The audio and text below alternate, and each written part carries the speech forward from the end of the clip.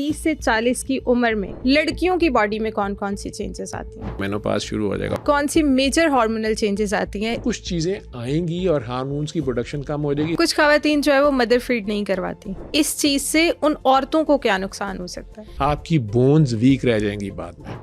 Changes क्या आती हैं इस एज में? मैं नहीं कि खवातीन ट्यूब्स ब्लॉक कराएं। मियाँ साहब कराएं ना अपनी स्पर्म कॉर्ड। शादी से पहले भी टेस्ट हमें करवा लेने चाहिए। फिर भी वो बेचारी असल टेस्ट नहीं करा सकी, मर्द भी है कि नहीं। कुछ लेडीज को जब ये पेन मतलब अनबियरेबल होती है, ऑपरेट करके फिर डॉक्टर साहबान वहाँ पे कई बार जाली रखते हैं या स्टिचिंग करते हैं। लो स्पर्म काउंट, ये क्या चीज़ है और ये क्यों होता है? डॉक्टरी में उसका इलाज नहीं है।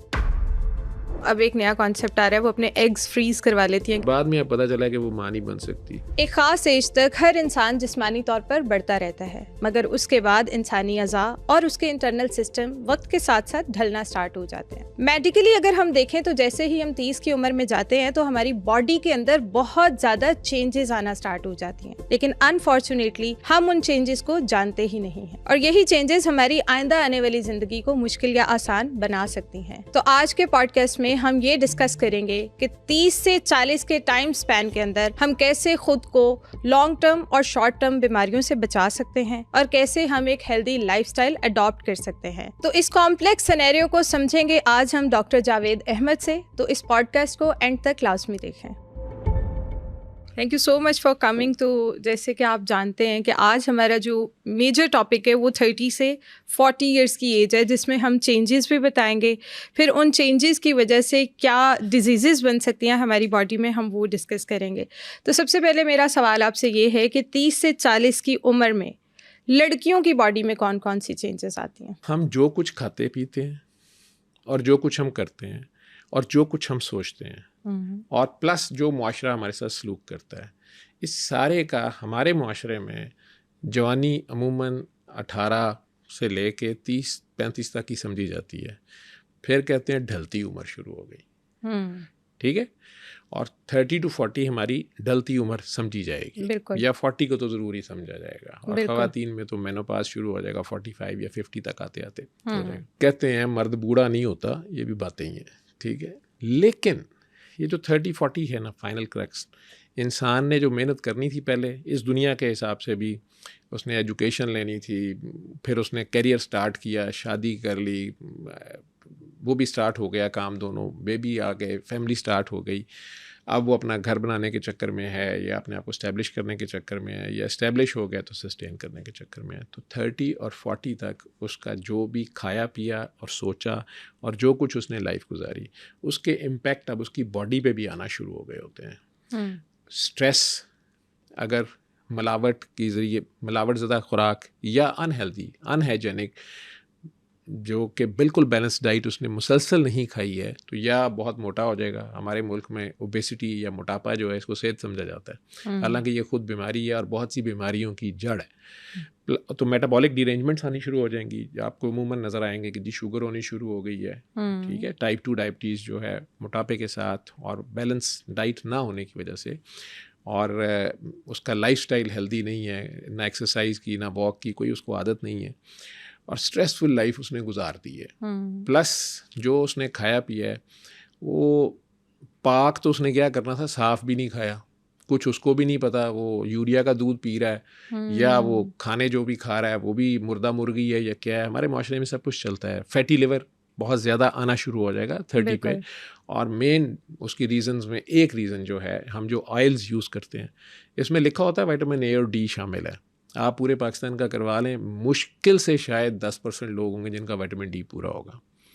और विटामिन डी की डेफिशिएंसी आगे जितनी अब साइंस आ रही है उसमें सारी डिजीज़ेस, आलमोस्ट मेजॉरिटी डिजीज़ेस में उसका बड़ा मेन रोल आ रहा है, और बहुत से हार्मोन्स में वो चाहिए भी है। तो डिफरेंट काइंड ऑफ डिजीज़ेस में आप डॉक्टर्स आप देखेंगे सप्लीमेंट्स में स्पेसिफिकली विटामिन डी और कैल्शियम दे रहे होते हैं। अब फैटी लिवर अगर हो गया, लिवर आपकी वो मेन मैन्युफैक्चरिंग मशीन है जिसने आप जो कुछ खाते पीते हैं उसको आप फाइनल ब्लड में उसकी क्या कंपोजिशन रखनी है, ब्लड की कंपोजिशन क्या है, कितनी प्रोटीन बनानी है, कितनी फ़ैट बनानी है, कितने कार्ब्स बनने हैं, वो सारा ये लिवर के ज़ुम्मे था। लिवर खुद ही फॉगी हो गया है। आपकी नई गाड़ी है चाहे, उसकी स्क्रीन का डिफॉगर ख़राब हो गया और फॉग है बहुत ज़्यादा। आप मोटरवे पे उस गाड़ी को चला के देख लें, आप उसकी सारी नई गाड़ी, नई मर्सिडीज़ है, लेकिन उसका डीप अगर ख़राब है, स्क्रीन के ऊपर फॉग आ गई है, इसी तरह लिवर के ऊपर अगर फैट आ गई है हर तरह से, लिवर अंधा हो गया। अब लिवर को कुछ समझ नहीं आ रही, वो इंसुलिन तक नहीं यूज़ कर पा रहा, हालांकि बॉडी में बहुत इंसुलिन है, तो ये बंदा उल्टा मोटा होना शुरू हो जाएगा। ठीक है, मल्टीपल और भी फैक्टर्स आ जाएंगे, इसमें थॉट प्रोसेस का बड़ा रोल आएगा। प्लस तो जो स्ट्रेस अगर ले रहा है, वीक पर्सनैलिटी है या वैसे ही एक्स्ट्रा स्ट्रेस लेता है, तो उन सारी चीज़ों का इफेक्ट 30 to 40 के दरमियान आना शुरू हो जाएगा। और हमारे मुल्क में चूँकि जस्टिस भी नहीं है, सोशल जस्टिस भी नहीं है, खुद अपना पर्सनल जस्टिस भी नहीं, हम अपने आप से भी इंसाफ नहीं करते, अपने आप से भी कोई प्यार नहीं करते, ये सारी चीज़ों के असरात आने शुरू हो जाएंगे। प्लस माइंड में ये भी है कि अब ढलती उम्र है। एग्जैक्टली ठीक है, एग्जैक्टली। हालांकि WHO क्राइटेरिया के मुताबिक आज आपको मैं बता दूं कि 60 तक हम उसको यंग मैन और यंग लेडी बोलते हैं। Nice. 60 to 80 is middle age. ठीक है, और 80 को वो ओल्ड एज डॉक्टर कहना शुरू करता है WHO क्राइटेरिया पे अगर चलेंगे। हम तो 30 के बाद ही लेबल लगा देते हैं तो बस तो बुढ़ा हो गया उम्र है, और हमारा 50, अब तो 50 कहना शुरू हो गया, नहीं तो 60 तो ओल्ड एज है। ओल्ड एज है, एग्जैक्टली।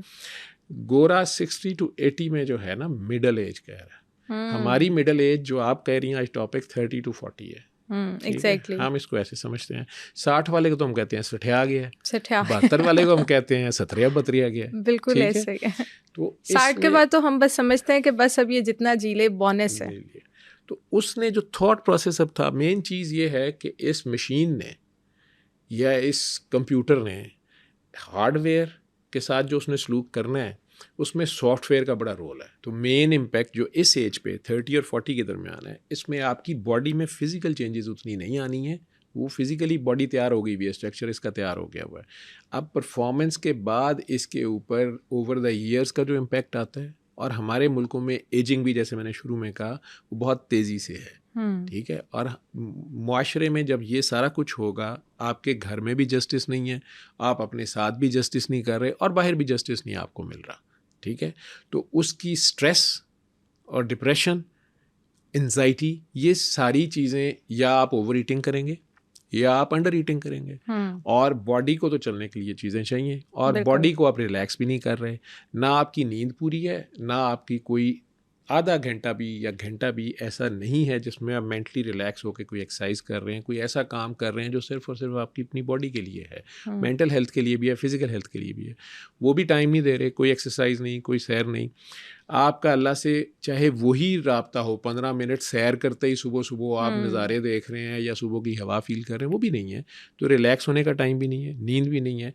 अब ये डिप्रेशन, एंजाइटी और स्ट्रेस जो है उसमें, और सोशल जो भी उसमें रोल्स हैं, और आपका अपना भी जो रोल है, ये सारा मिल मिला के आपको ब्लड प्रेशर हाई, क्योंकि ये बॉडी पहले उसको रोक रही थी, यहाँ से हम डॉक्टर्स कहेंगे ये एसेंशियल हाइपरटेंशन है, ये ज़रूरी ब्लड प्रेशर है। हमें नहीं पता ये क्यों हो रहा है, ये हाई ब्लड प्रेशर क्यों हो रहा है। सिर्फ 10% मरीज़ हैं जिनमें ब्लड प्रेशर की कोई रीज़न होती है, कोई उनका और प्रॉब्लम है, किसी और डिज़ीज़ की वजह से, किसी दवाई की वजह से उनका ब्लड प्रेशर हाई है। 90% में हमें कोई पता ही नहीं है कि उसका ब्लड प्रेशर हाई क्यों, लेकिन बहरहाल हाई है, और ये हमें पता है कि ये उसके लिए अच्छा नहीं है, उसकी आँखों के लिए, उसके दिमाग के लिए, उसकी दिल की शरियानों के लिए, उसके गुर्दों के लिए ये अच्छा नहीं है। और ये चंद साल अगर कंट्रोल ना रहा, ऊपर से हमारी जहालत है, दवाई भी नहीं खानी, उसे कंट्रोल भी नहीं करना, वो जी दवाई लग जाएगी। वो अल्लाह के बंदे, दवाई नहीं लग गई है, तुम्हें बीमारी लग गई है, उसका इलाज नहीं है। उसके लिए ये एक ऐसा तरीका है, एक ऐसी बैसाखी है कि बहरहाल फ़िलहाल इसको लेते रहो ताकि ये ज़्यादा हाई ना हो, तो तुम्हारे जो वाइटल ऑर्गन्स हैं ये जवाब ना दे जाएँ, गुर्दे ना फेल हो जाएं, फालज ना हो जाए, हार्ट अटैक ना हो जाए, नज़र ना चली जाए। तुम इनको बचाने के लिए उस ब्लड प्रेशर को कंट्रोल करोगे। ये वो स्प्रिंग जो जोर में आ गया, तो ये जो बीपी अगर आपको लग जाता है, बीपी का इशू हो जाता है, मेरे भाई को भी हो गया था, 30 क्रॉस करते ही उसका बीपी इतना हाई रहता है कि उसे खुद भी पता नहीं होता कि उसका जो 120/80 होना चाहिए, तो उसको ये भी नहीं पता होता 180 पे जा रहा होता है। तो हम उसको देख के कह रहे होते हैं कि तुम्हारा फेस इतना स्ट्रेच क्यों लग रहा है, तुम्हारी आंखें इतनी रेड क्यों लग रही है, तुम ठीक नहीं हो, तुम उसके यहाँ दर्द होती होगी, उसे पूछें कितने दिन हो गए उसे स्माइल किए हुए, वो ऐसे रहता है, ऐसे ही है। ठीक है, ऐसे उसके फेस से गुस्सा नजर आता है। वो फाइट कर रहा है अपनी तरफ से इस मुआशरे में, ठीक है, बीवी से या ससुराल वालों से या दफ्तर वालों से या कुलीग से या घर वालों से, ठीक है। अम्मी अब्बा ही उसकी ज़बरदस्ती कहीं और शादी कर रहे हैं, जब वो नहीं करना चाह रहा, वो कहीं और करना चाह रहा है, वो कोई बिज़नेस करना चाह रहा है, अम्मी अब्बा कह रहे हैं नहीं सरकारी नौकरी लग गई तू ऐ कर, कुछ भी है। उसमें अगर वो साथ ये रोल रखेगा कि मैंने अपनी कैपेसिटी के मुताबिक ईमानदारी से काम करना है, बाकी नताइज मेरे अल्लाह ने करने हैं। यहाँ मैं अपनी कौम को, ये जो 30 और 40 वाले हैं ना, ये लाइफ में ये चीज़ सीख लें, मौला अली से सीख लें। वो कहते हैं कि मैंने अपने इरादों के टूटने से, 30 साल की उम्र तक कई इरादे टूट गए होते हैं, ठीक है, अपने इरादों के टूटने से अपने अल्लाह को पहचाना। और कैसे? ये 2 जो स्टेप्स हैं उनके, अगर ये आप बना लें तो आपको डिप्रेशन एंजाइटी नहीं होती। मैं आपको बता दूं, 30 और 40 में आपके रिजल्ट्स आ रहे होते हैं, आपको अर्ली अचीवमेंट्स मिल रही होती हैं, या आपको लग रहा होता है कि मैं सही जा रहा हूँ, मेरी प्लानिंग सही जा रही है, मेरी कामयाबी है, या मैंने गाड़ी ले ली है, मैंने बाइक ले लिया, मैंने अब घर ले लिया, मैंने प्लॉट ले लिया, ये सारी चीज़ें हो रही हो, या चलो शादी हो गई है, या औलाद हो गई है।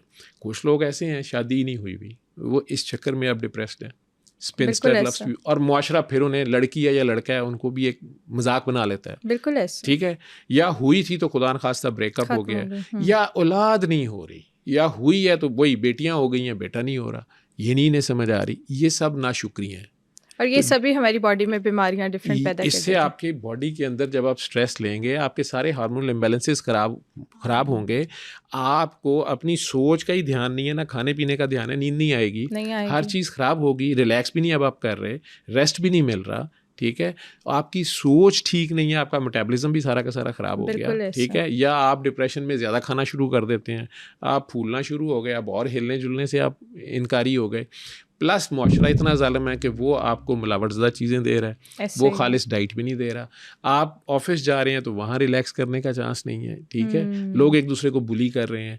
आप इंसान आपस में इस वेटिंग रूम में, जो थोड़ी देर दुनिया एक वेटिंग रूम की तरह है, इसमें अगर थोड़ी देर आए हैं तो ये जो टेम्परेरी आपका जो भी स्टेटस है, आप उसको भी इंजॉय करने को और एक दूसरे को एडजस्ट करने की बजाय आप इतने जालिम हो जाते हैं कि आप ये तक नहीं देखते कि आपकी वजह से दूसरा इंसान बीमार हो गया। एक इंसान अगर बहुत हैप्पी लाइफ भी गुजारता है, मतलब वो सब्र भी कर रहा है, वो शुक्र भी कर रहा है, और वो एक अच्छी ज़िंदगी गुजार रहा है, उसके पास जो है वो उसमें सेटिस्फाइड भी है, तो उसकी बॉडी में भी क्या चेंजेस इसी वेरिएशन से उसमें इस लेवल पे ये बीमारियां बहुत कम होंगी, लेकिन आ सकती हैं। वो अगर आएंगी, वो अब उसके ऊपर आजमाइश आ रही है, ठीक है, वो अचानक अब आउट ऑफ ब्लू भी आ सकती हैं, एक्सीडेंट हो गया कोई। इस एज पैटर्न में 30 से 40 में टेस्ट बड्स भी हमारे चेंज हो जाते हैं। आपने जो आदतें बना ली हैं, ठीक है, उसकी वजह से जो आपने लाइफस्टाइल, अब आपने इस मशीन से जो 30 साल सलूक किया है, उसके बाद आपके अगर सिगरेट पीते तो निकोटीन भी, टार भी आपके दांतों पे भी आना शुरू हो गई, आपके टेस्ट बड्स पे भी इफेक्ट आ गए। अब नहीं भी सिगरेट पीते,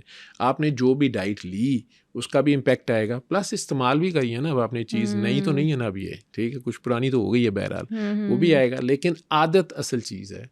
आप बिरयानी का ही शौक है, कोक का ही शौक है, चाय का ही शौक है, अब वो ही ओवरडू करी जा रहे हैं। देखें, हलाल में भी नुकसान है, ये मैं आपको बता दूं।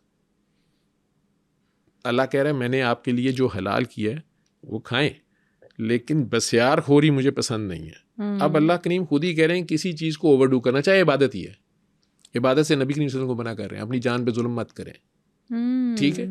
इसी तरह ये खाना पीना, आपकी लाइफस्टाइल, कोई भी चीज़ आप अल्लाह की हदों से आगे जाते हैं या अपने ऊपर ज़्यादा तैयार करते हैं तो आपकी टेस्ट बड्स भी, चाहे वो खाने पीने की टेस्ट बड्स हैं, आपने कुछ चीज़ें डेवलप की और कुछ डेवलप ही नहीं की, तो फिर आहिस्ता आहिस्ता वो चीज़ें जो ज़्यादा यूज़ की हैं आपने, उनकी एजिंग हो गई, दूसरी आपने यूज़ ही नहीं की, उसे हम कहते हैं डिसयूज एट्रोफी, तो वो डेवलप ही नहीं हुई, ठीक है। फिर साफ़ और पाक, इसमें भी फ़र्क है।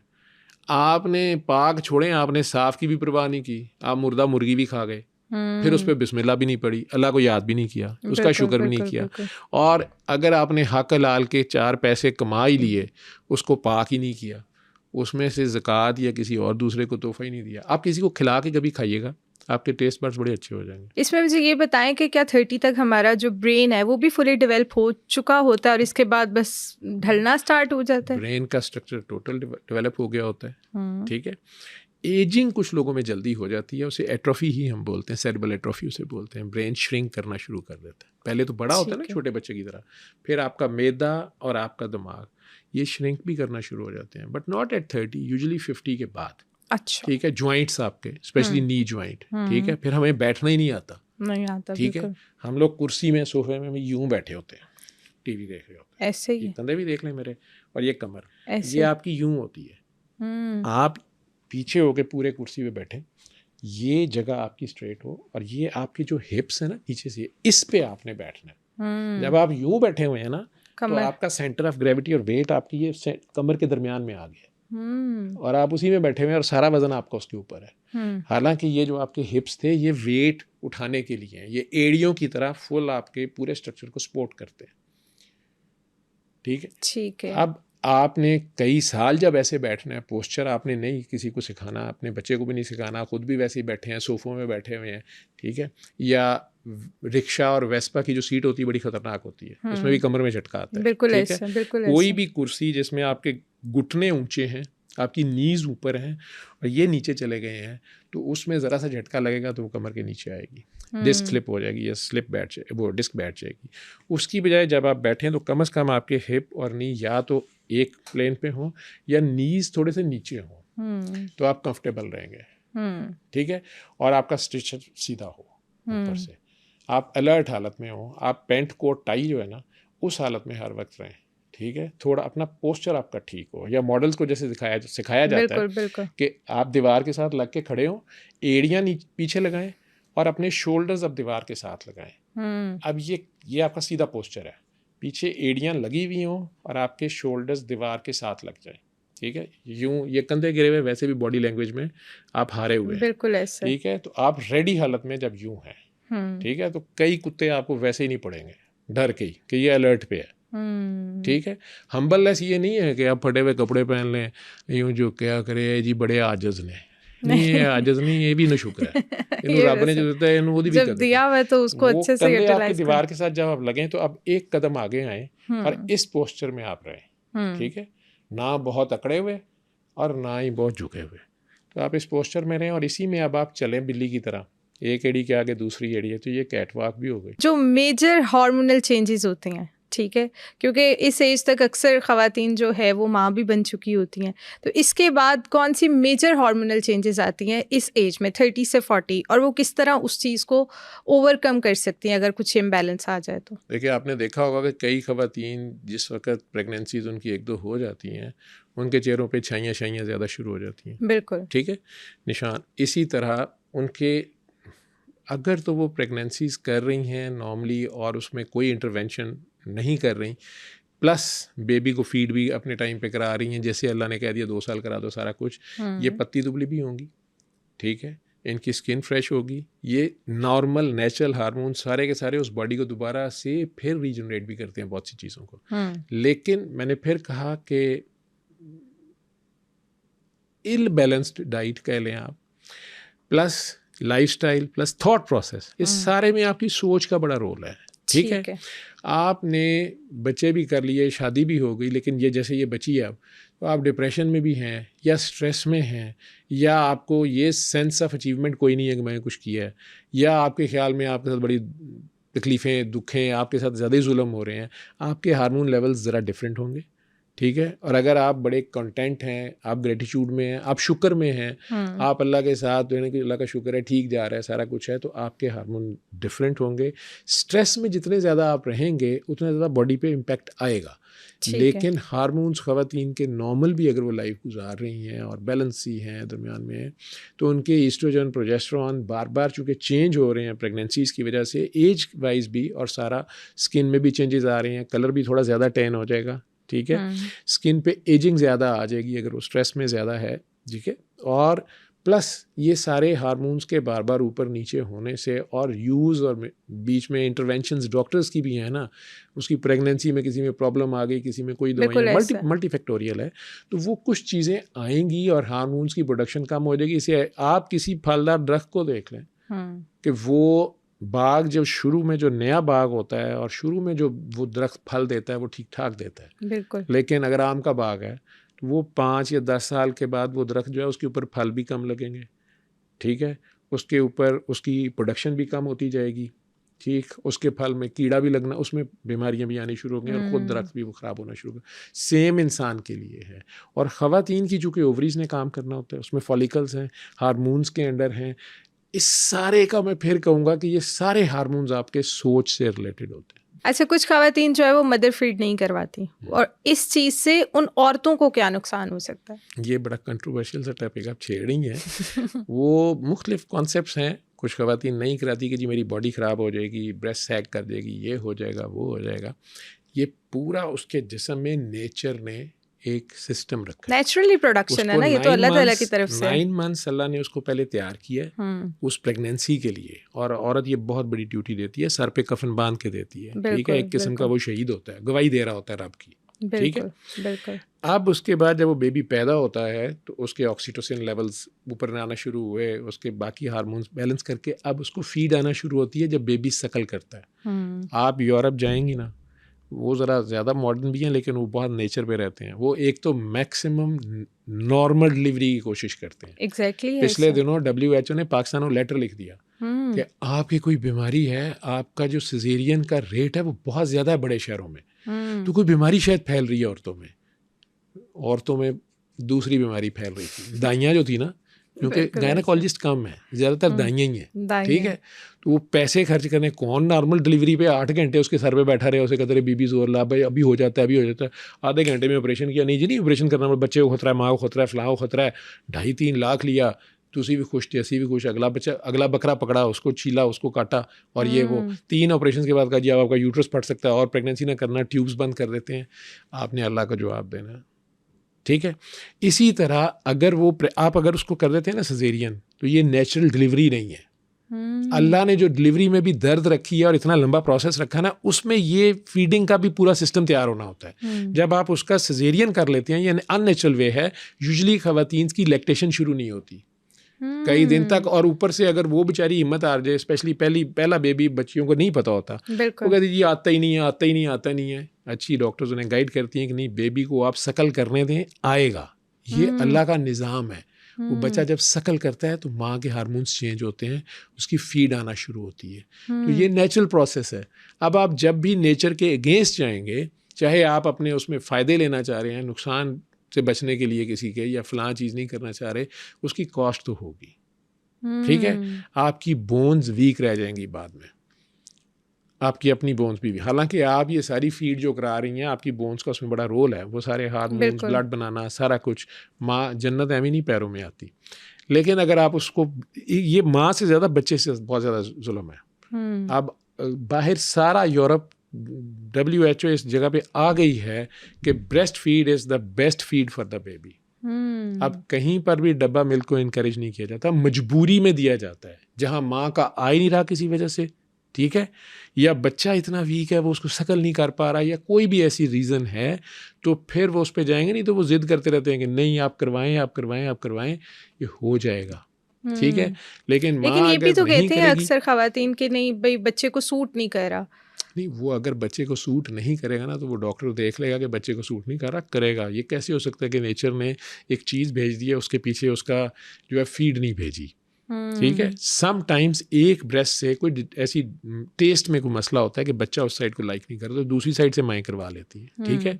अभी एक माँ को मैं जानता हूँ कि उसके ट्विंस पैदा हुए हैं, उनमें से एक बेबी फीड लेता है, दूसरा नई माँ की फीड लेता।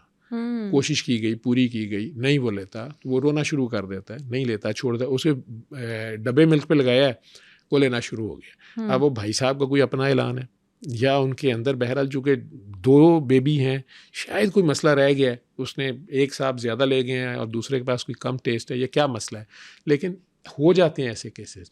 लेकिन डिलिबरेटली आपको दूध आ रहा है, आप टेबलेट्स लेके उसको रोक रही हैं, ठीक है, और आप बच्चे को जो है वो कर रही हैं, डब्बे पे ला रही हैं, खुद माँ को फ़ौरन दूध आना शुरू हो जाता है, बच्चा रोना शुरू हो जाए। जब ये हो जाए ना, तो ये सिस्टम है, ठीक है। बच्चे का रोना इस तरह माँ को दूध आना शुरू हो जाता है, उसे पता कहती नहीं इसको भूख लगी हुई है, हालांकि और 3 बार वो रोएगा तो नहीं आएगी उसको। ये भी सिस्टम है, ठीक है। जब इतना डेलिकेट सिस्टम है कि वो माँ को पता चल जाता है कि नहीं अब इसे भूख लगी हुई है, एक तो उसको पता था इसका टाइम इतना हो गया है, इसने पेट खाली कर लिया, अब इसे फिर भूख लग गई है या कुछ ये वो।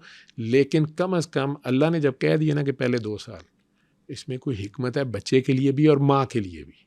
नहीं तो ये जो इतने ज़्यादा कैंसर्स आ रहे हैं, अभी तो नहीं कह सकते हम, लेकिन शायद पता चले कि हमने नेचुरल प्रोसेस को जहाँ जहाँ रोका, ब्रेस्ट कैंसर का रेट भी ज़्यादा है, और यूट्रस कैंसर्स, ये ज़्यादा आए, ओवेरियन कैंसर्स ये ज़्यादा हुए, ठीक है।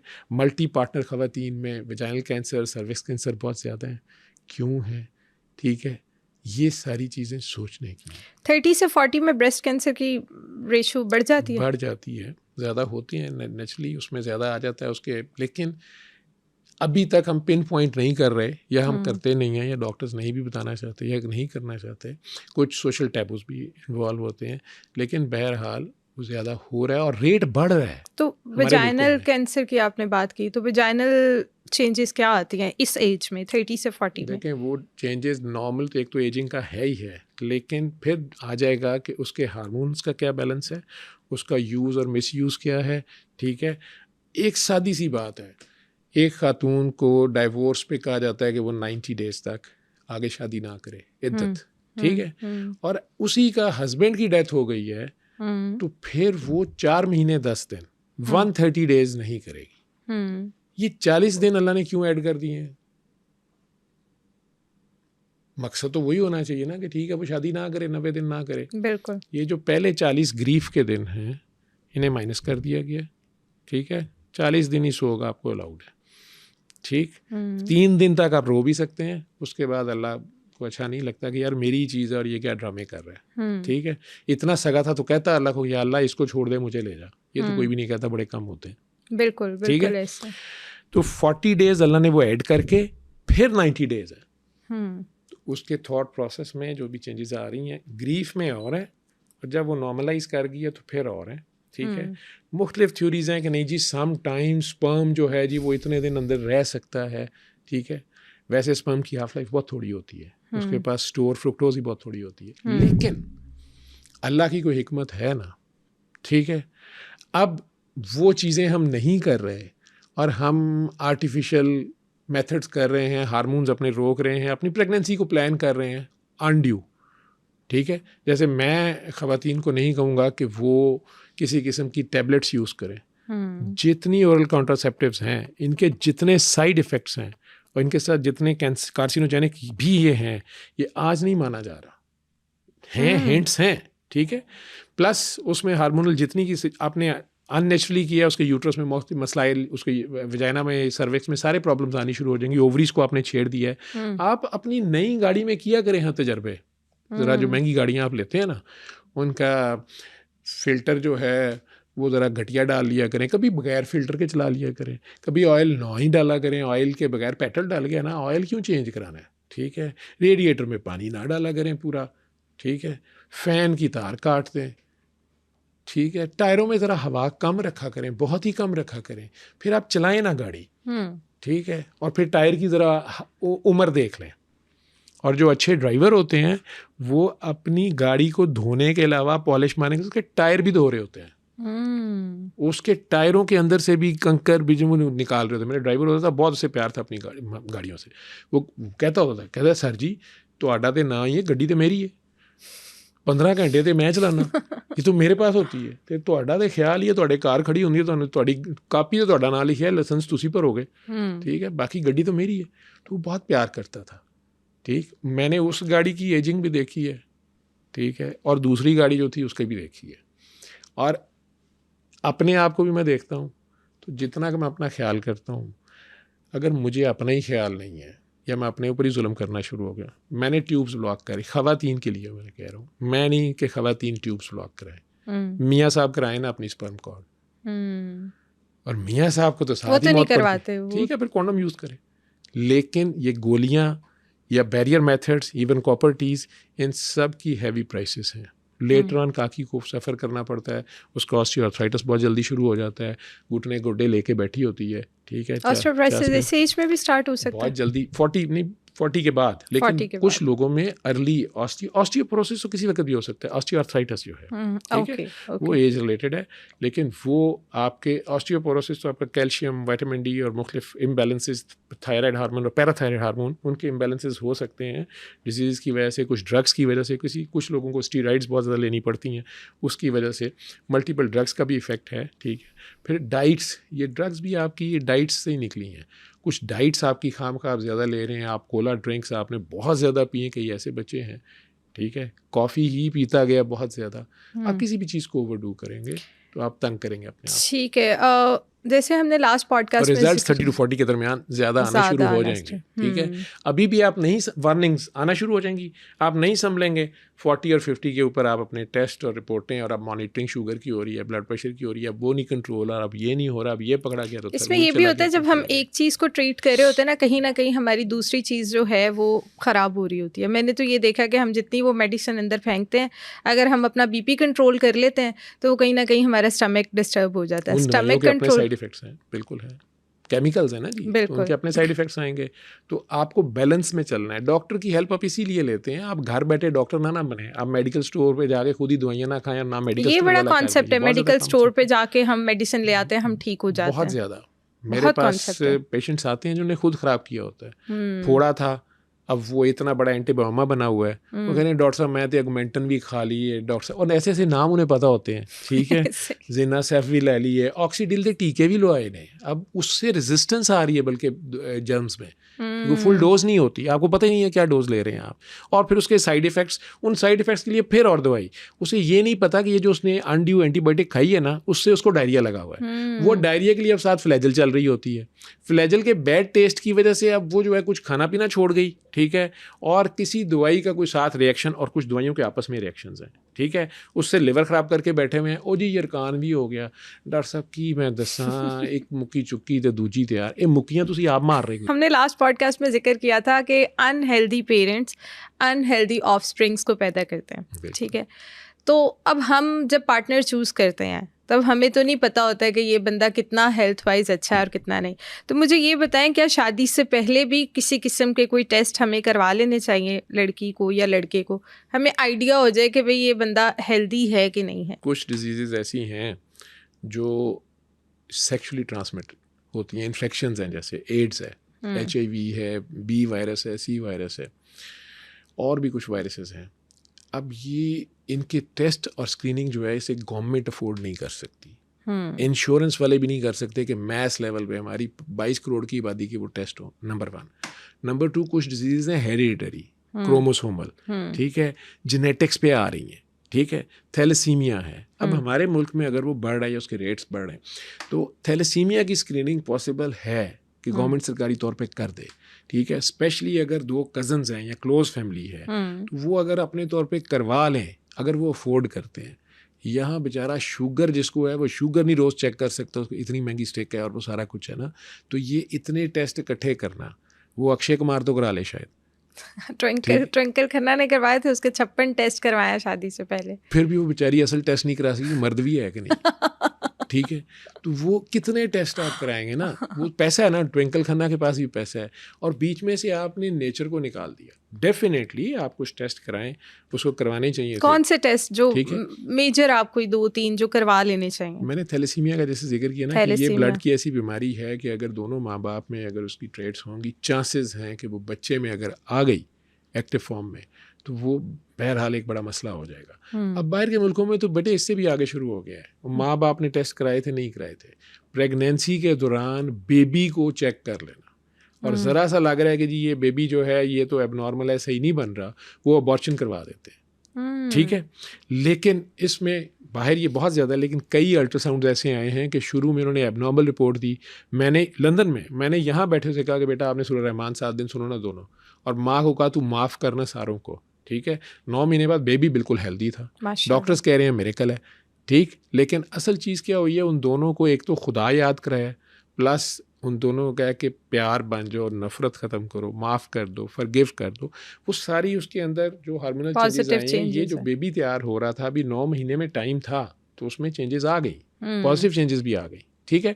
लेकिन बाहर अब ये भी हो रहा है कि आपका एमनियोटिक फ्लूइड उसके वो नीडल से एस्पिरेट कर लेते हैं, उसमें बेबी को ख़तरा भी है, ठीक है, वो प्रेगनेंसी ज़ाया भी हो सकती है। लेकिन इंसान अकल में जितना ज़्यादा जाता जा रहा है, वो अपनी नई से नई टेक्निक्स भी निकाल रहा है, और आखिरकार उसने यही कहना है कि ये सब कुछ हम खुद ही कर लेंगे, इल्म हमें मिल गया। हालांकि खुदा का इल्म जो है उसका सिर्फ 1% पूरी दुनिया पे डिस्ट्रीब्यूटेड है, उस 1% पे हम अकड़ रहे होते हैं। तो हमें डिवाइन इंटरवेंशन और डिवाइन फाइनलिटी जो है ना, उसको नहीं भूलना चाहिए, उसको साथ रख के अल्लाह तो अक्ल जब आप शादियाँ करते हैं, ठीक है, अगर आप शादी अल्लाह की खातिर जब आप कर रहे हैं ना, मुसलमान का ईमान ये है, तो वो शादी वैसे मर्द औरत का जिस्म एक दूसरे के लिए हलाल ही नहीं है, ठीक है। अगर किसी बच्ची के साथ कोई ज़बरदस्ती करता है उसे रेप कहा जाता है। बिल्कुल ऐसा। दोनों कॉन्सेंट से छुप के करते हैं, वो फॉर्निकेशन फिर है। उनमें गिल्ट बाद में रहेगा, वो खुद उसको सफ़र करेंगे बाद में। बिल्कुल ऐसा, ठीक है। बिल्कुल ऐसा। या प्रेगनेंसी हो गई तो अब उसे छुपाते फिर रहे हैं या उसे ज़ाया कर रहे हैं आने वाली जान को, नेचुरल प्रोसेस को रोक रहे हैं ना, उसमें भी बच्ची का नुकसान होगा। ठीक, अगर उसे अनाउंस किया जाए और वो मर्द उसकी रिस्पॉन्सिबिलिटी ले, ये मर्द की रिस्पॉन्सिबिलिटी है, ठीक है, और उस बच्चे की भी रिस्पॉन्सिबिलिटी लेना। उसमें बीमारियां जो चंद स्क्रीन हो सकती हैं, और अगर उस माशरे में है, हर जगह नहीं हार्ड एंड फास्ट रूल्स आप बना सकते, नहीं तो लोग साइकी के मरीज बन जाएंगे, ट्विंकल खन्ना बन जाएंगे। ठीक है, वो खाना भी नहीं खा रहे जी, पानी को भी चेक कर रहे हैं, फलाना। पानी हलाल का होना चाहिए, ठीक है। मज़ीद पाक करना है तो किसी को पहले पिला के पी लें, अल्लाह की खातिर। तो आप अल्लाह को साथ रखेंगे तो अल्लाह पाक है, ठीक है, उसे बीमारी नहीं है, माशाअल्लाह। ठीक, तो अगर आप बिजली को पकड़ के रखेंगे तार को, तो फिर बिजली भरी है मेरे अंग अंग में, तो बिजली में तो नहीं फिर बीमारी आती। एक और बड़ी कॉमन डिजीज़ है और हर लड़की में ही होती है, लिकोरिया। इससे बचना भी बहुत मुश्किल ही है, ठीक है। और इसकी रीज़न क्या होती है और ये कैसे कंट्रोल किया जा सकता है? नंबर 1, वो पानी ज़्यादा पिया करें, अपनी हाइड्रेशन ठीक रखें, पर्सनल हाइजीन ठीक रखें, ठीक है। अंडर गारमेंट्स जो हैं वो पर्टिकुलरली कॉटन के यूज़ करें, ठीक है। कई बार से थोड़ी एलर्जी भी हो रही होती है। फिर थॉट प्रोसेस अपनी क्लीन रखें, ठीक है। और ये फंगल इन्फेक्शन, ज़्यादातर इसमें फंगस इन्वॉल्व है, ठीक है। इसका प्रॉपर इलाज डॉक्टर को जाके बता दें। ये जगह जगह हमारे वॉल चेकिंग हुई हुई है, ठीक है जी, लिकोरिया का इलाज। एग्जैक्टली, ठीक है।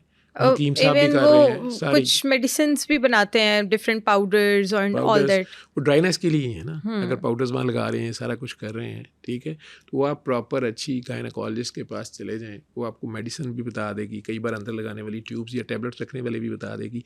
लेकिन फंगस की जितनी दवाइयाँ हैं ये कुछ टाइम लेती हैं, इसमें टाइम लगता है, ठीक है। और फंगस आपको लगती तब है जब आप ज़रा वीक हो जाते हैं, बॉडी के अंदर, खून के अंदर जो इम्यूनिटी है ज़रा वीक हो जाती है, ठीक है।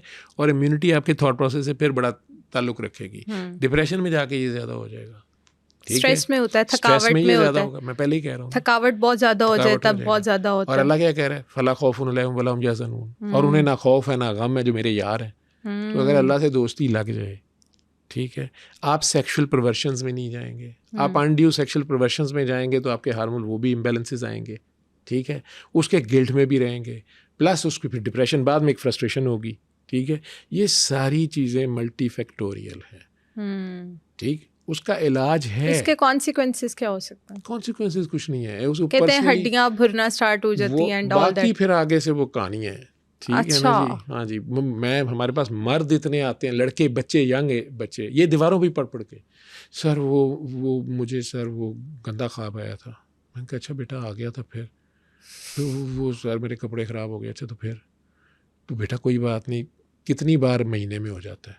सर एक बार ऐसे हो जाता है यार। तो सर मैं बहुत गंदा हूँ सर, मुझे अल्लाह से माफ़ी ले दे। वो डॉक्टर के पास बैठा हुआ है, ठीक है। और सर मैंने बहुत विटामिन खाए, उससे ज़्यादा हो जाता है। मैं क्या पुत्र जी, ये नॉर्मल और नेचुरल है, ठीक है। एक टैंकी है वो फुल हो गई है, वो यूज़ नहीं हुई तो वो डिस्चार्ज कर गई है, ठीक है। ऊपर से तूने सोचा भी उल्टा सीधा होगा, तूने फिल्म भी ज़रूर देखी होगी, मोबाइल में तू रात को सोता नहीं होगा, ठीक है, बाथरूम में घुस के कुछ कर लेता होगा, तो उसका कोई इम्पैक्ट तो आना ना जी सर। तो मैं क्या, लेकिन ये बीमारी नहीं सर, वो लिखा हुआ था, एक दीवार पे लिखा हुआ था, वो इतलाम बीमारी फलाना। तो वो जो मर्जी करी जाए, हाँ डेफिनेटली अगर वो अनड्यू ज़्यादा कर रहा है किसी भी चीज़ को तो उसकी बॉडी में से ही जा रहा है ना। इसी तरह लिकोरिया, उसकी बॉडी से वाटर ही हो रहा है ना, प्लस उसको खुद एक अनहेल्दी फीलिंग भी है, ठीक है। कपड़े ख़राब हो रहे हैं या उसको एक फीलिंग है कि मैं नमाज नहीं पढ़ी, शायद मुझे पता नहीं है नापाकी है, ये है वो है, सारा कुछ है ना। तो उसका इलाज आराम से ले, डॉक्टर से करा ले। असल में वो शर्मा के बताती नहीं है, बच्चियां स्पेशली शादी नहीं हुई, लेकिन सर ये पेनफुल भी होता है, मतलब ये जब होता इन्फेक्शन है जब हो जाएगी ना तो वहाँ सोजिश हो जाएगी, बिल्कुल। जब सोजिश हो जाएगी तो उसको दर्द होगी, ठीक है।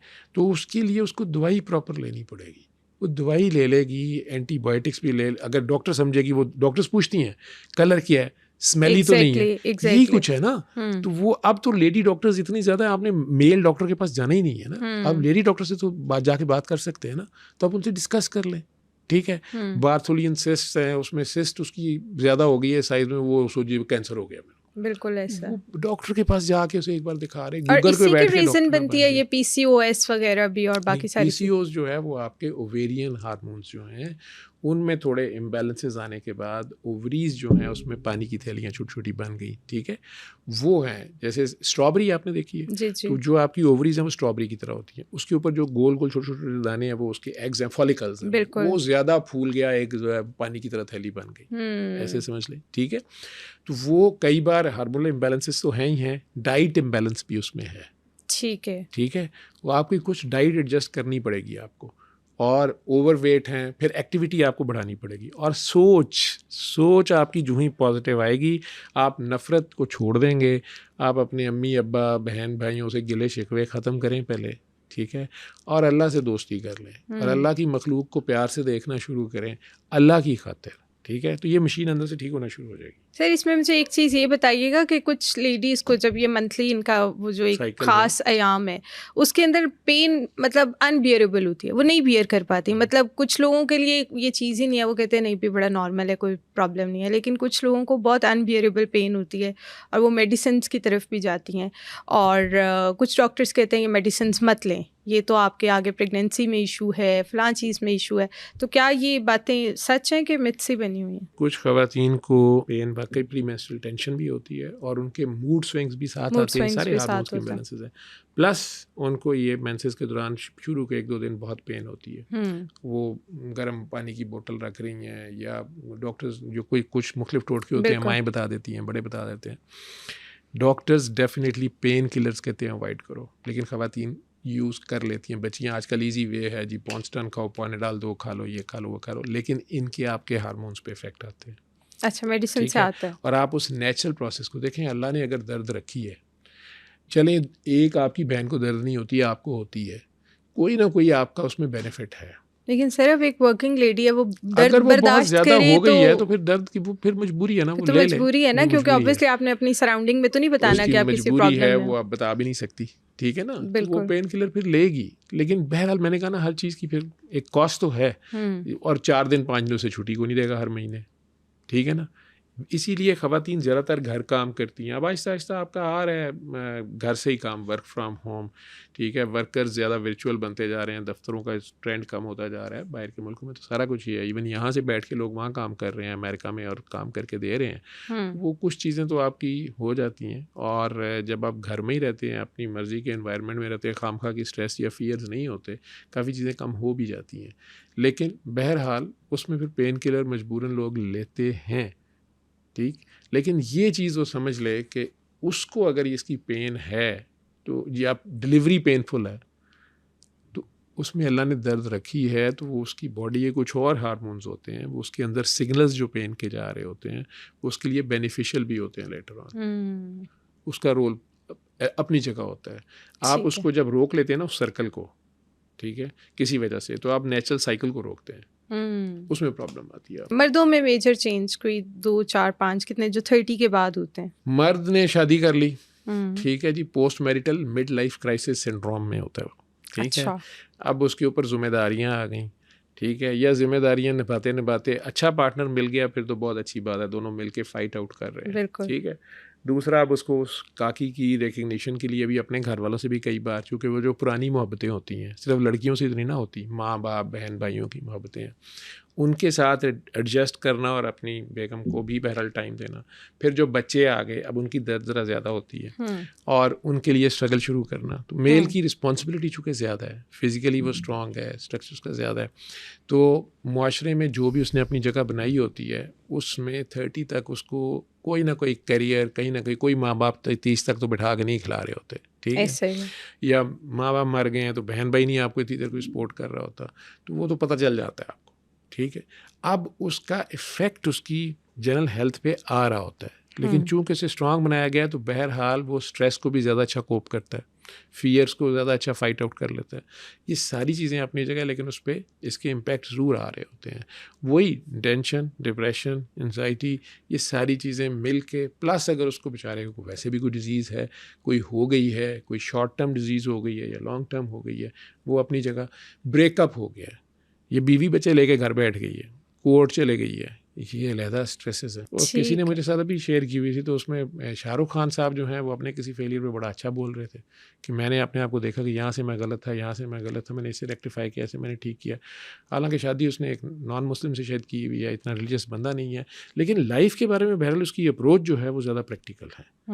ठीक है, वो अपने आप को भी पहचान रहा है, कहाँ तक उसका रोल है और कहाँ से डिवाइन इंटरवेंशन है उसको भी पहचान। ठीक है, यहाँ पे अल्लाह को भी निकाल देते हैं, अपने आप को भी निकाल देते हैं।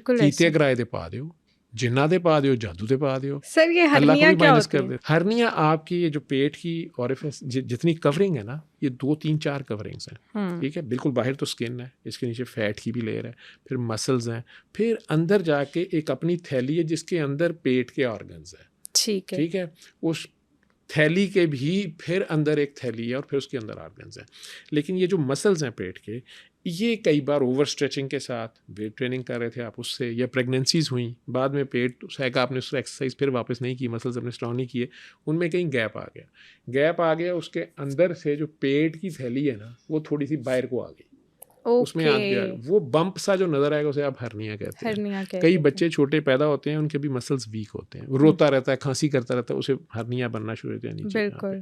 तो वो कहते जो ऑपरेशन होगा हाई करना पड़ेगा वो। लेकिन जो बच्चा स्ट्रांग होता है, अगर उसके मसल्स स्ट्रांग होते हैं या आप अपनी एक्सरसाइज अच्छी कर लेते हैं, मसल्स डेवलप करते हैं, तो कुछ हर्नियाज बड़े आराम से जो रिड्यूसेबल थे वो अंदर चले जाते हैं, वापस आप उसको कवर कर लेते हैं। नहीं तो ऑपरेट करके फिर डॉक्टर साहबान वहाँ पे कई बार जाली रखते हैं या स्टिचिंग करते हैं। हर्निया वो है, ये भी मेल और फीमेल दोनों को हो सकती है? दोनों के मसल्स हैं। ठीक है, और ये इस एज में हो जाती है 30-40? ये बिल्कुल इस एज में ज़रा ज़्यादा होएंगी। अब उसने प्रेगनेंसीज भी कर ली हैं, मेल साहब ने भी वेट ट्रेनिंग एक्सरसाइज या कुछ ज़रा ज़्यादा की।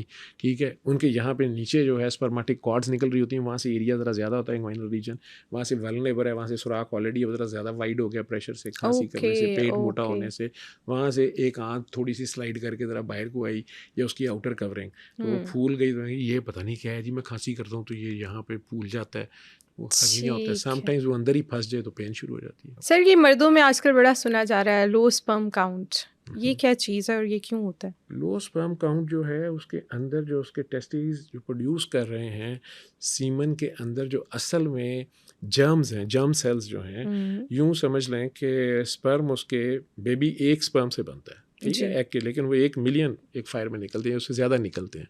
तो low sperm counts again thought process और डाइट, ये 2 चीज़ों का बड़ा रोल है। ठीक है, और प्लस उसके यूं कह लें कि मल्टीफैक्टोरियल हैं, कुछ दवाइयाँ ऐसी खा ली आपने, ज़्यादा जानबूझ के ये ज़्यादा अपनी ताकत बढ़ाने के लिए आपने ज़्यादा उस तरह की दवाइयाँ यूज़ की। ठीक है, तो आपकी आहिस्ता आहिस्ता प्रोडक्शन ख़त्म हो गई, जल्दी ख़त्म हो गई। ठीक है, कुछ डिजीज़ ऐसी जैसे ये मम्स होती हैं, ठीक है, छोटे में कनपेड़े जिन्हें आप लोग बोलते हैं, वो जर्म्स हैं ऐसे, वो टेस्टीज उसके बिल्कुल ट्रैक कर देते हैं, उसके स्पर्म्स खत्म हो जाए, उस बेचारे को पता ही नहीं होता। बचपन में मुझे मम्स हुए थे। ठीक है, वो भी हो सकता है उसका कसूर नहीं है, उसमें स्पर्म्स नहीं है, वैसे वो सारी उसके बाकी हार्मोन्स हैं, तो वो सेक्सुअल परफॉर्मेंस उसकी ठीक है, लेकिन बेबी नहीं हो रहा तो डॉक्टर्स ने कहीं टेस्ट कराए। ठीक है, वो खातून बेचारी को ब्लेम किया जा रहा था, अचानक पता चला काका जी के पास बंदूक तो है, गोलियां ही नहीं है। ठीक है, उसके स्पर्म्स है ही नहीं है। ठीक, उसके लिए फिर वो बेचारा चढ़ जाएगा, या किसी डॉक्टर साहब के हथे या कीमो के हथे, या हार्मोन्स कुछ दे के कोशिश भी की जाएगी। 2 तरह की, अगर तो कोई उसका स्ट्रक्चरल डिफेक्ट है, कोई ब्लॉकेज है कहीं ट्यूब्स में, वो तो डॉक्टर्स कोशिश कर सकते हैं। ठीक है, लेकिन अगर फैक्ट्री नहीं है, उसके टेस्टिस ही एक उसका पेट में रह गया था बचपन से और वो आया ही नहीं नीचे, दूसरा जो है वो है लेकिन वो डेवलप नहीं किया किसी वजह से, या मम्स की वजह से, या कुछ भी, वो भी नहीं है, तो डॉक्टरी में उसका इलाज नहीं है। ठीक है, अल्लाह कर दे तो कुछ और है, या कोई और इलाज निकल आए, या एलोपैथी वाले नहीं तो होम्योपैथी वाले अगर वो क्लेम कर लें, या कोई हकीम साहब कर लें, अगर ऐसा हो सकता है तो ठीक है।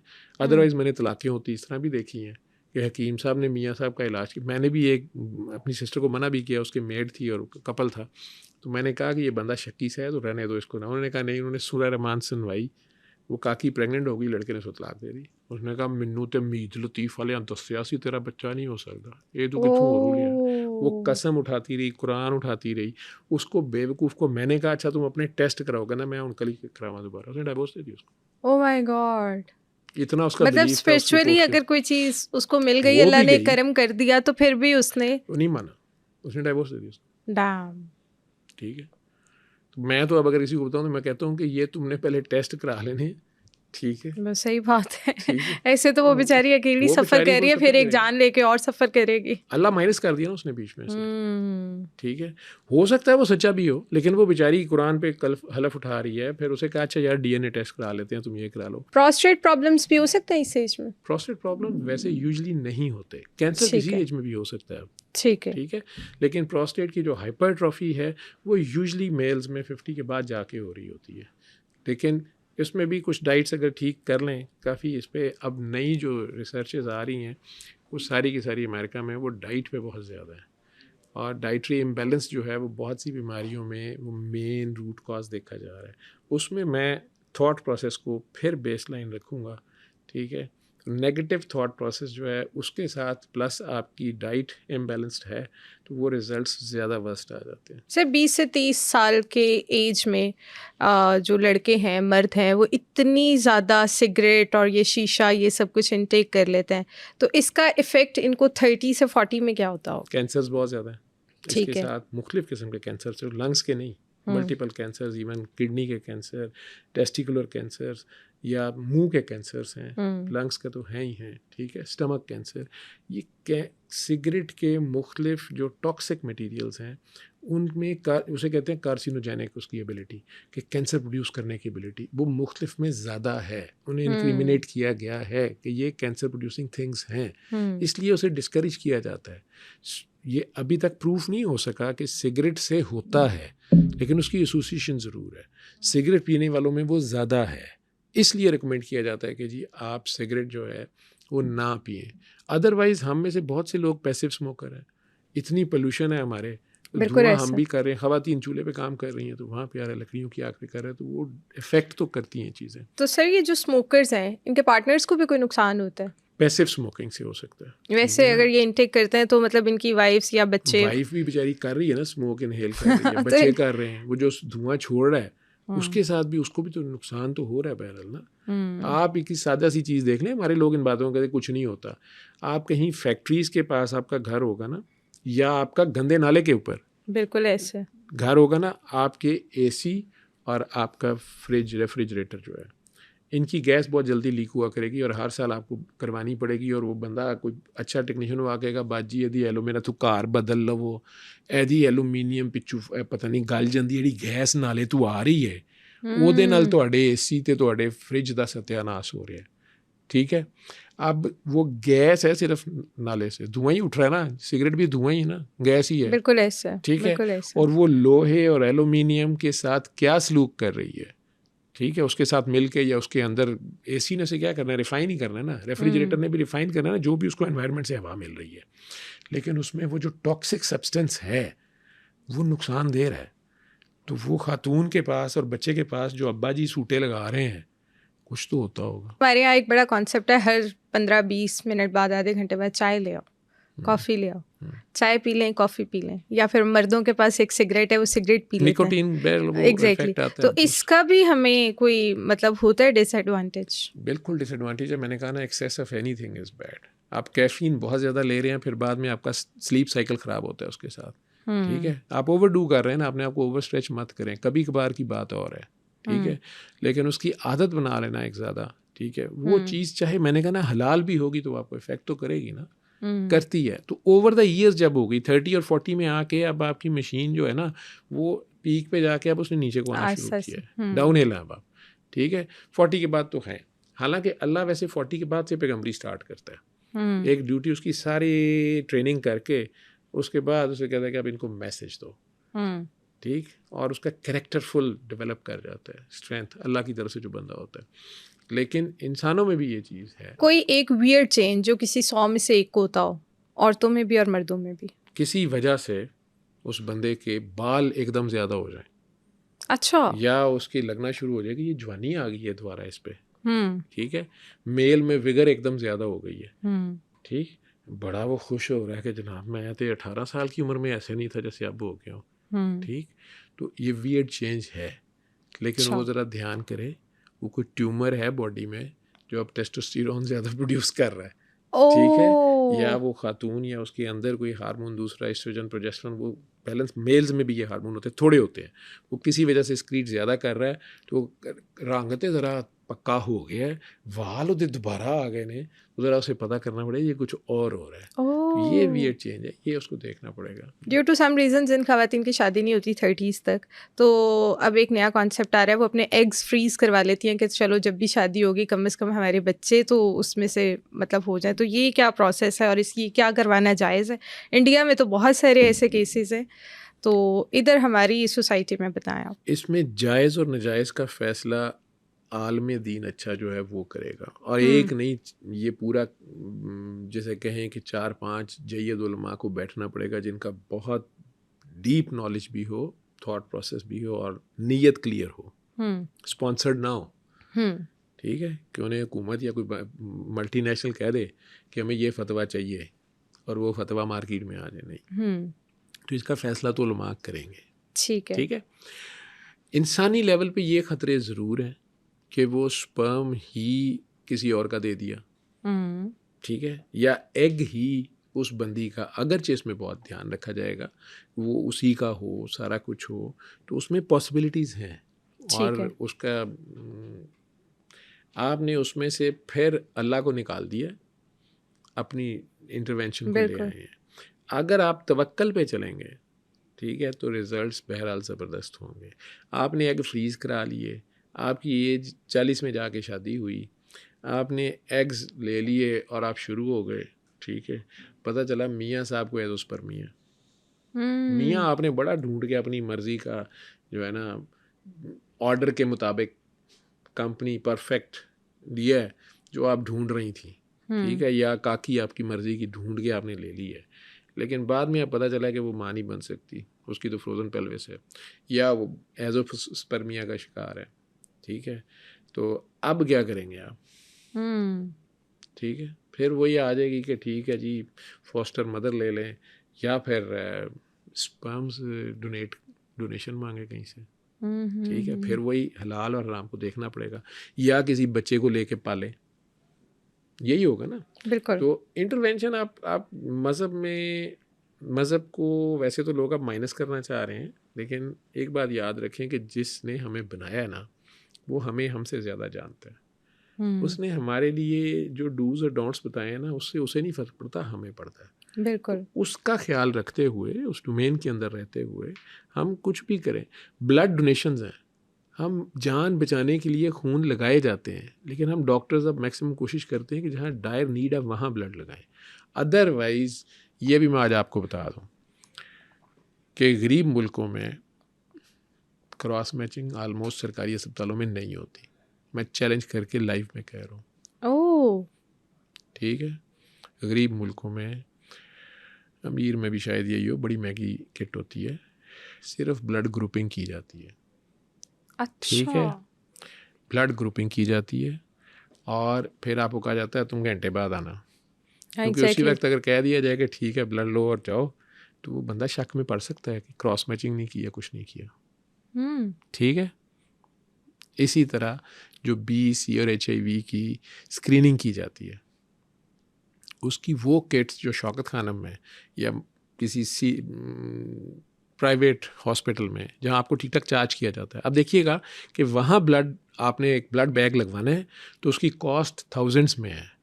ठीक है, सरकारी अस्पताल में ग्रुपिंग भी हो गई, क्रॉस मैचिंग भी हो गई, और किटें वो आपसे किटें वो मंगवा लेते हैं बाज़ार से कि BC HIV की किट ले आएँ, और वो किट पे करके देख ले कि वो अगर अच्छा टेक्नीशियन बैठा हो, ज़िम्मेदार इंसान, दोस्त इंसान, हमदर्द, तो वो करके हाँ ठीक है नेगेटिव है और मोर लगाए करके ले जाए। क्रॉस मैचिंग वो भी नहीं करेगा, बड़ी महंगी किट है। ठीक है, ग्रुप पे आपका A और A को दे दिया A, ठीक है, B या तो B को दे दिया B। ठीक, इन हॉस्पिटल्स में, महंगे हॉस्पिटल्स में अगर वो किट नहीं करेंगे, वो एलाइज़ा से करेंगे। वो जो किट से हम करते हैं ना, 70% चांसेस हैं कि वो ठीक होगी, 30% में वो मिस कर सकती है किट। जो देने वाला खून था उसके अंदर C था या B था या HIV था, लेकिन वो डिटेक्ट नहीं हुआ, वो फॉल्स नेगेटिव दे दिया उसने, और वो अगले बंदे को ब्लड ट्रांसफ़र हो गया, ट्रांसफ्यूज़ हो गया।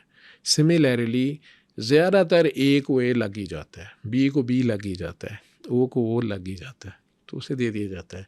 वो जो रेयर किस्म की बीच में एंटीजन से कुछ रिएक्शन हो भी सकता है, वो एक तो कम होती हैं। तो कहते हैं ना कि मजबूरी का नाम शुक्रिया, ठीक है, कम खर्च और बाला नशी। तो फिर ये सभी को पता है कि क्रॉस मैचिंग नहीं हो रही होती सरकारी अस्पतालों में गरीब मुल्कों में, ठीक है, ठीक है, और वो गरीब को लग जाता है, फिर रिएक्शन हो जाता है तो डॉक्टर बंद कर देते हैं, ठीक। उसके वैसे क्राइटेरियाज आजकल हेल्थ कमीशन है वो आजकल जोर दे रहा है कि नहीं आप वो ब्लड बैंक वापस भेजें, वो दोबारा क्रॉस मैच किया जाएगा, कहाँ पे गलती हुई है, किसकी गलती है। अमूमन वो ब्लड बैंक फटाफट फेंक दिया जाता है, उसको फेंकना नहीं होता, उसको रोकें, ठीक है। और डॉक्टर ऑन ड्यूटी जो होता है वो आपको एंटी एलर्जिक्स और स्टीरॉइड्स के टीके तो लगा देता है कि ब्लड ट्रांसफ्यूजन रिएक्शन हुआ है। लेकिन अगर कहीं वो एबीओ इनकम्पैटिबिलिटी है या कोई मेजर ग्रुप इनकम्पैटिबिलिटी है, रीसेस इनकम्पैटिबिलिटी है, उसको सीवियर रिएक्शन हो गया, छोटी मोटी रिएक्शन नहीं हुई है, कई बार जो ड्रिप्स और बैग होते हैं उससे भी रिएक्शन हो रहा होता है, वो अगर हो गया है तो उसका प्रॉपर क्रॉस मैच होना चाहिए, ठीक है। और ख़वातीन को प्रेगनेंसी में उनके अपने अंदर बॉडी में इतनी चेंजेस आई होती हैं, उनमें रिएक्शन की एबिलिटी ज़्यादा होती है, ठीक है। तो ट्रांसफ्यूजन रिएक्शंस बहुत हो रहे होते हैं, और गायनी में उतना ही उनका खून कम होता है, इसलिए वो लोग उन्हें आयरन ट्रांसफ्यूजन और उस पर ज़्यादा रख रहे होते हैं, क्योंकि ब्लड ट्रांसफ्यूजन रिएक्शन अगर हो तो और ज़्यादा ख़तरनाक है उसके लिए। लेकिन मजबूरी भी होती है, कई बार ब्लड कम भी होता है तो लगाया जाता है। तो हलाल और हराम का जो आप फैसला कर रहे थे, ठीक है, तो उसके फ़ायदे भी हैं नुकसान भी हैं। अब जूस में एक उनका फ़िरका है एश्केनाज़ी जूस, वो पूरे अमेरिका में भी पूरे यूरोप में भी आप उन्हें ब्लड नहीं ट्रांसफ्यूज़ कर सकते, चाहे वो मर जाएगा एक्सीडेंट के बाद या उसे गोली लगी है, जितना मर्जी ब्लड लॉस हो गया है, उसके रिलीजन को इतना ऑनर किया जाएगा, उसका कार्ड पड़ा हुआ होगा, उसके रिकॉर्ड में होगा कि एश्केनाज़ी जू है, तो उसको ब्लड नहीं लगाया जा सकता, उसके लिए हराम है। वो मर जाएगा, मरे, वो कहेगा मुझे मरने दो, मैंने दूसरे का ब्लड नहीं अपने में शामिल करना, ठीक है। अब आपने तो मजबूरी लगवा लिया ब्लड, ताकत ली लगा लिया, साढ़े तो ताकत ली भी लग जाता है ना, ठीक है। उधर से आ गया बी वायरस और सी वायरस। गरीबों में ताकत वैसे ज़रा कम है ना, ये अपने आप को कमज़ोर समझते हैं, वो बोतल चढ़ाई है जी खून दी, ठीक है। हमारे तो ऐसे जालिम है, वो विनोफर आयरन की इंजेक्शन की ड्रिप लगाते हैं, वो कलर भी ब्लड जैसा होता है, वो कहते हैं खून तो कोई ताकत जी खून च ताकत होती है, कढ़ के उसकी ड्रिप लग रही है, और हज़ारों चार्ज कर रहे होते हैं, उतने में ब्लड लग सकता है। क्या बात है, क्या किया जा सकता है ना, इंसान है, इंसान को खा रहे हैं, सही बात। उसमें 30 और 40 के दरमियान आपके साथ काफ़ी धोखे हो गए होते हैं, ठीक है। आप अब थोड़ा सा और शेकी हो गए होते हैं, किस पे ट्रस्ट करूँ किस पे ना करूँ। अगर बीवी पे ट्रस्ट करने लगा, बीवी खामंद करने लगी, वहाँ भी कई धोखे हो गए होते हैं, ठीक है, कई वादे झूठे निकले होते हैं, इंसान ज़रा शैटर हुआ होता है, ठीक। लेकिन यहाँ पे अगर अच्छा पार्टनर हो और दोनों का अल्लाह पे फेथ हो, बड़ा स्ट्रॉन्ग किस्म से उसके साथ उसकी यूनियन हो, बेटियाँ हैं तो उसको पूरा बाप ऑनर से कैरी कर रहा हो कि हाँ मेरी बेटियाँ हैं तो ठीक है, अल्लाह की रहमत है मेरे ऊपर, ठीक है। या बेटे हैं या एक है या नहीं हुआ, ठीक है। मैं ऐसे लोगों को भी जानता हूँ कि एक ही बेबी है और वो भी नॉर्मल नहीं है, 10 साल से 15 साल से उसको इस तरह पाल रहे हैं और इस तरह उसकी खिदमत कर रहे हैं कि शायद किसी ने नॉर्मल को भी ना होती। ये शुक्र की अदा है, ठीक है। और मैं उन्हें कहता हूँ कि आपका बगैर हिसाब के आप जन्नत में जाएंगे, ये बच्चा आपको लेके जाएगा।